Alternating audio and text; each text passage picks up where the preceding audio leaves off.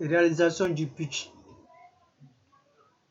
Dans cette vidéo, je vais commencer tout d'abord à me présenter.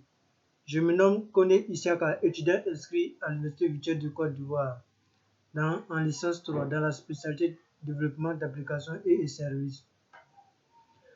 Dans le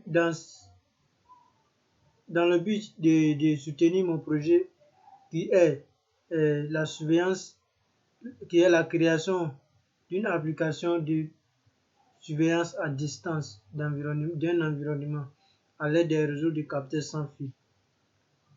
Après avoir me présenté, je vais passer maintenant à la présentation de la structure d'accueil. La structure d'accueil qui est l'Université virtuelle de Côte d'Ivoire est une université publique ivoirienne créée en 2015.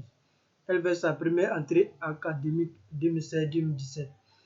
Elle est en effet dirigée par le professeur Kodé Timouma.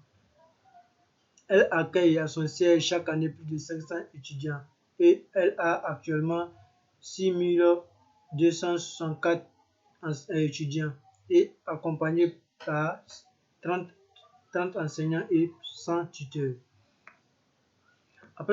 Après avoir fini de présenter la structure d'accueil, nous allons passer maintenant à la présentation de l'existant. Ainsi, la vidéosurveillance consiste à placer des caméras de surveillance dans un lieu public ou privé et de recevoir les flux vidéo sur un PC localement ou à distance en vue d'augmenter le niveau de sécurité. Les codes de l'installation de la vidéosurveillance sont divers. Toutefois, la sécurité publique ainsi que la sécurité des biens mobiliers ou immobiliers font office d'éléments clés dans la justification de la vidéosurveillance.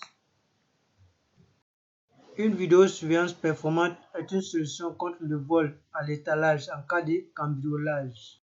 Après la présentation de l'existant, on passe à la présentation des problèmes. À leur niveau, le système de vidéosurveillance était entièrement analogique, c'est-à-dire que la transmission se faisait comme celle des signaux de télé. Le système de vidéosurveillance analogique utilise des caméras vidéo analogiques avec sortie coaxiale. Pour visualiser les images de tels systèmes, on connecte généralement un moniteur directement sur la caméra via sa sortie coaxiale. Ainsi, il s'avère que ce système devient défaillant. Les fausses alertes sont extrêmement un problème commun des caméras de sécurité. Après la présentation des problèmes, on passe aux solutions apportées aux problèmes.